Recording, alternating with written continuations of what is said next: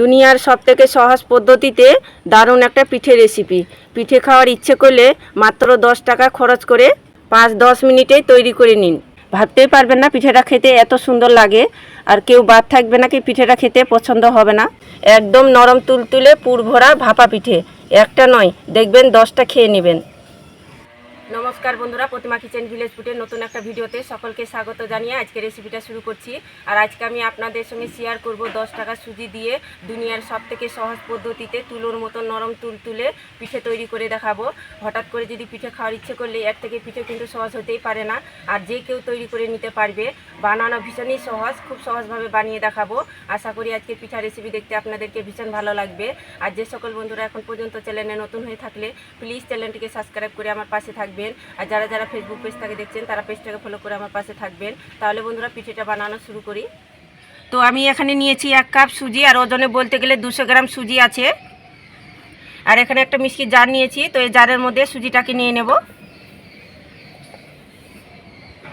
আবার সুজির মধ্যে দিয়ে দিব 1 চামচ চিনি, আর ফ্লেভারের জন্য একটা এলাচ দিয়ে দিব। এবার মিষ্টির ঢাকনাটা লেগে একটু ঘুরিয়ে নেব। এটা ঘোরার কারণে দেখবেন খাওয়ার সময় পিঠেটা কিন্তু বোঝানো যাবে না কি সুজি দিয়ে তৈরি করানো হচ্ছে। তো সুজিটাকে মিষ্টি জারের মধ্যে ঘুরিয়ে নিয়েছি। তো যেহেতু সুজি আছে তাই আটার মতো কিন্তু গুঁড়ো হবে না, একটু খসখসে ভাবটা থাকবেই। তো দেখুন এইভাবে করে আমি গুঁড়ো করে নিয়েছি। তো একটা বাটির মধ্যে ঢেলে নেব।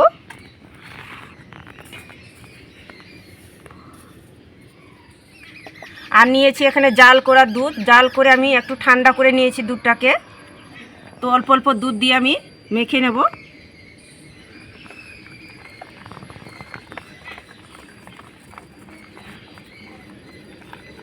তো আপনারা চাইলে কিন্তু পিঠেটা জল দিয়ে তৈরি করতে পারেন, আর দুধ দিয়ে যদি করতে গেলে খেতে কিন্তু ভীষণ ভালো লাগবে। তাই চেষ্টা করবেন দুধ দিয়ে পিঠেটা তৈরি করানো, তাহলে সব থেকে খেতে ভালো লাগবে। তো দেখুন দুধটা দিয়ে অল্প অল্প দিয়ে গুলে নিয়েছি ঠিক এইভাবে করে।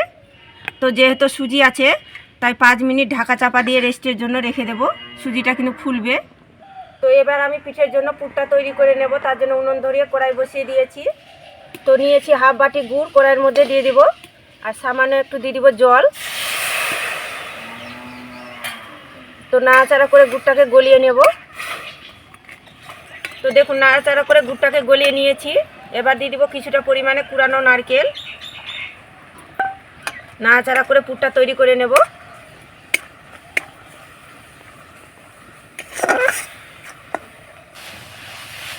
তো নাড়াচাড়া করে পিঠের জন্য পুরটা তৈরি করে নিয়েছি। ঠিক এইভাবে করে একটু ঝরঝরে তৈরি করে নিতে হবে। তো হয়ে গেছে, এবার প্লেটের মধ্যে তুলে নেব।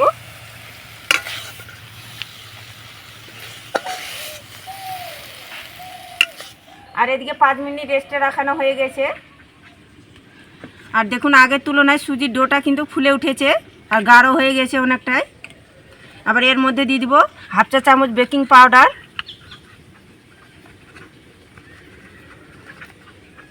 দেখুন হাফ চা চামচ দিয়ে দিলাম বেকিং পাউডার। তার অর্ধেক দিয়ে দিব খাবার সোডা। আর 1 চামচের মতো দিয়ে দিব দুধ। খুব ভালো করে ব্যাটারের সঙ্গে মিশিয়ে নেব।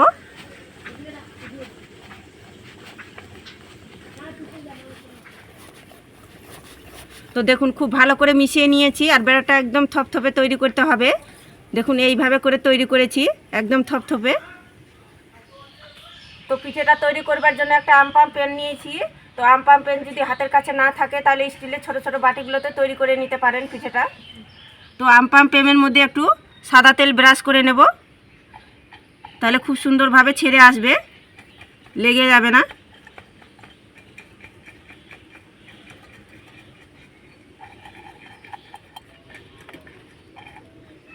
তো দেখুন খুব ভালো করে ব্রাশ করে নিয়েছি।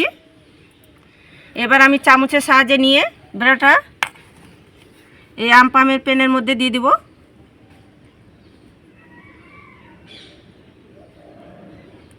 তো দেখুন খুব কিন্তু বেশি ভর্তি করে দেব না, একটু খালি রাখবো।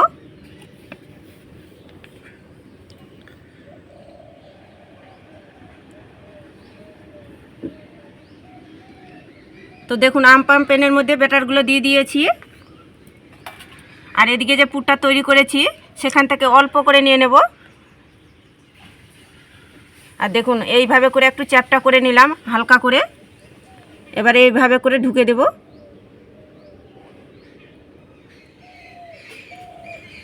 তো দেখুন এইভাবে করে পুরটা দিয়ে দিতে হবে।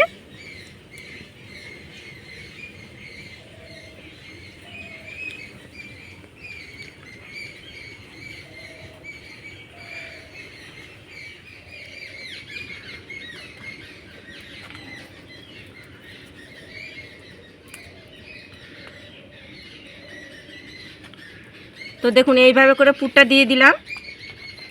এবার চামচের সাহায্যে দেখুন এইভাবে করে ঢেকে দেব। এটাকে কভার করে নিতে হবে।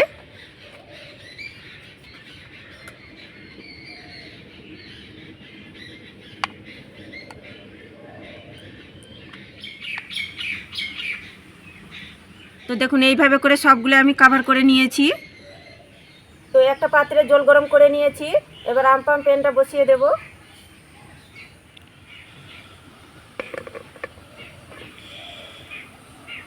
আর উপর থেকে একটা ঢাকা চাপা দিয়ে মিডিয়াম টু লো আঁচে করে আমি 5 মিনিট জাল করে নেব, তাহলে হয়ে যাবে পিঠেটা। তো পিঠেগুলোকে 5 মিনিট ভাপিয়ে নিয়েছি, আর এর থেকে বেশি সময় লাগে না। তো এবার ঢাকনাটা খুলে দেখে নেব। এই দেখুন শুধু পিঠেগুলো কত সুন্দরভাবে ফুলেছে আর কি দেখতে দারুণ লাগছে। তো পিঠেগুলো আমি একটা কাঠি দিয়ে তুলে নেব। দেখুন এইভাবে করে কাঠিটা দিয়ে তুলে নিলেই দেখুন কত সহজে কিন্তু ছেড়ে আসলো। এই দেখুন কত সুন্দর হয়েছে পিঠেগুলো।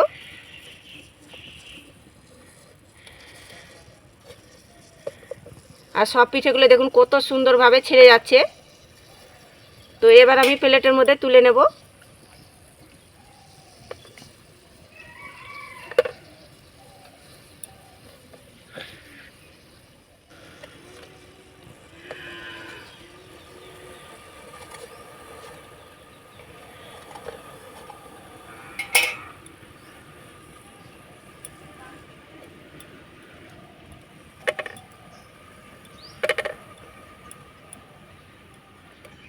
সবগুলো পিঠে আমি তৈরি করে প্লেটের মধ্যে সাজিয়ে নিয়েছি।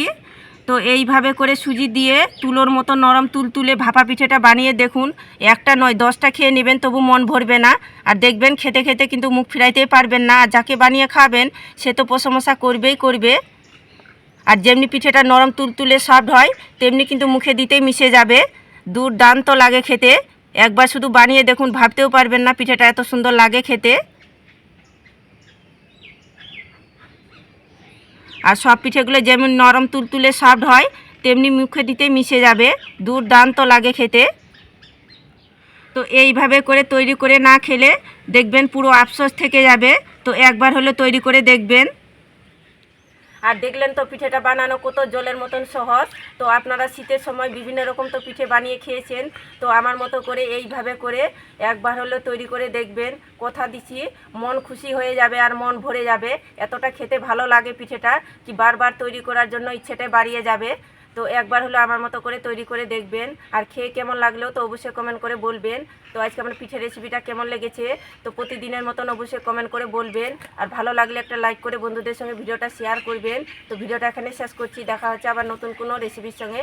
তো সবাই খুব ভালো থাকবেন, সুস্থ থাকবেন। আর পুরো ভিডিওটা দেখার জন্য অসংখ্য ধন্যবাদ।